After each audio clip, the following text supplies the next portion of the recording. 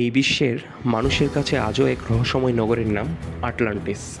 শতাব্দীর পর শতাব্দী পেরিয়ে গেলেও এখনও এই শহরটির আবেদন একটুও ফুরিয়ে যায়নি।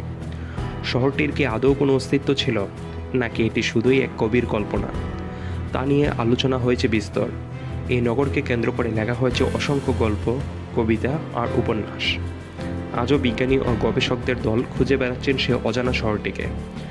পৃথিবীতে আজ পর্যন্ত সমাধান না হওয়া যত রহস্য আছে, তার মধ্যে অন্যতম হলো এই আটলান্টিস। সুপ্রিয় ব্লুপ্রিন্ট অফ মিস্ট্রি চ্যানেলের দর্শকবৃন্দ, আজ আমরা আলোচনা করব এক হারানো সাম্রাজ্যের মহাকাব্য আটলান্টিস সম্পর্কে। কিভাবে জন্ম নিল আটলান্টিস উপাখ্যান? প্রাচীন গ্রিক দার্শনিক প্লেটোর লেখা থেকেই পৃথিবী প্রথম জানতে পারে আটলান্টিস শহরের কথা। তার বিখ্যাত দুইটি ডায়লগ টিমিউস ও ক্রিটিয়াস এ তিনি এই দুইটি নগরীর কথা উল্লেখ করেছেন।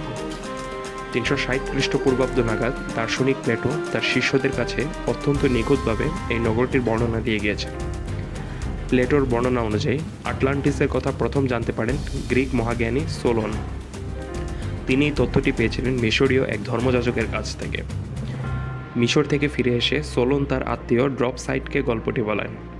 এভাবেই পরম্পরায় গল্পটি ড্রপসাইডের বংশধরদের মাধ্যমে শেষ পর্যন্ত প্লেটোর কাছে পৌঁছায়। অনেকের ধারণা আটলান্টিক মহাসাগরের কাছে অবস্থিত হওয়ায় এই নগরটির নাম হয়েছিল আটলান্টিস। প্লেটোর বর্ণনা অনুযায়ী সমুদ্রের দেবতা পোসাইডন ছিলেন আটলান্টিসের রাজা। তার স্ত্রী ক্লিওটার ছিলেন অপরূপ সুন্দরী। পোসাইডন তার স্ত্রীর জন্য দ্বীপের ঠিক মাঝখানে পাহাড়ের চূড়ায় এক চমৎকার প্রাসাদ তৈরি করেন। তাদের ছিল 5 জোড়া যমজ সন্তান। সমুদ্র দেবতা তার এই 10 সন্তানের হাতে দ্বীপের বিভিন্ন অংশের শাসনভার তুলে দেন। বড় যমজ সন্তানদের একজন অ্যাটলাসের নাম অনুসারে দ্বীপের এই অংশের নাম হয় আটলান্টিস। পরবর্তীতে অ্যাটলাস পুরো দ্বীপে এবং সমুদ্রের চারপাশের অঞ্চল নিজের দখলে নিয়ে নিলে পুরো দ্বীপটি তার নামে পরিচিতি পায়। প্লেটোর বর্ণনা অনুযায়ী আটলান্টিস ছিল এক সত্যিকারের স্বর্গোদ্যান। অত্যন্ত উর্বর মাটিতে কৃষকরা ফলাতো হরেক রকম ফসল, ফলমূল আর শাকসবজি। প্রাচুর্যে ভরা এই নগরীতে অভাবের কোনো নামগন্ধ ছিল না। রং বেরঙের সুন্দর ফুলের গন্ধে মোমো করত পুরো রাজ্য। পাহাড়, সমুদ্র আর অরণ্যে ঘেরা এই জনপদে সোনা, রূপো আর তামার মতো খনিজ সম্পদের কোনো অভাব ছিল না। সেখানকার সেচ ব্যবস্থা ছিল অত্যন্ত আধুনিক। দিগন্ত বিস্তৃত ফসলের মাঠ পেরিয়ে নীলচে পাহাড়ের নিচে গড়ে উঠেছিল কৃষকদের সাজানো ঘরবাড়ি। নগরটি ঘিরে ছিল কারুকার্যময় প্রাসাদ, বন্দর আর মন্দির। রাজধানীটি ছিল সবুজে ঘেরা পাহাড়ের চূড়ায়, যার চারপাশে ছিল সুরক্ষা পরিখা। এই পরিখাগুলো আবার খালের মাধ্যমে সমুদ্রের সাথে যুক্ত ছিল, যা ব্যবসা বাণিজ্যের কাজে ব্যবহৃত হতো। বাড়িগুলোতে ছিল আধুনিক সব ব্যবস্থা, বিশাল সোনার মূর্তি আর গরম ঠান্ডা জলের ঝর্ণা।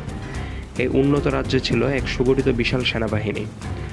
প্লেটোর এই নিখুঁত বর্ণনায় শহরটি যেন জীবন্ত হয়ে ওঠে। তবে অনেক গবেষকই মনে করেন প্রস্তর যুগের শুরুতে এরকম উন্নত সভ্যতা গড়ে ওঠা অবিশ্বাস্য। কীভাবে বিলুপ্ত হলো এই নগরী? প্লেটোর মতে যীশুখ্রিস্টের জন্মের প্রায় 1500 বছর আগে এই নগরের বিলুপ্তি ঘটে। পোসাইডনের 10 ছেলের মধ্যে যখন লোভ আর হিংসা বেড়ে গেল, তখন স্বর্গের দেবতা জিউস তাদের শিক্ষা দেওয়ার সিদ্ধান্ত নেন। জিউস দেবতাদের নিয়ে এক সভা ডাকলেন, আর ঠিক এখানেই প্লেটো তার গল্প শেষ করে দিলেন। অনেকে মনে করেন জিউসের অভিশাপে এই নগরী ধ্বংস হয়ে যায়।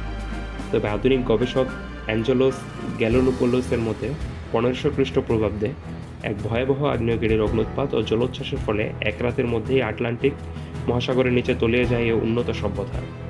এমনকি টাইটানিক গবেষক রবার্ট বালার্ডও এই প্রাকৃতিক বিপর্যয়ের তত্ত্বটি সমর্থন করেছেন। কোথায় ছিল আটলান্টিস? আটলান্টিসের অবস্থান নিয়ে জল্পনার শেষ নেই। কেউ বলেন এটি গ্রিক দ্বীপ ক্রিটের কাছে, কেউ বলেন বলিভিয়ার আন্দিজ পর্বতমালার কাছে, আবার কারো মতে এটি আফ্রিকায়। প্লেটোর মতে জিব্রাল্টার প্রণালীর কাছাকাছি কোথাও ছিল এই শহরটি।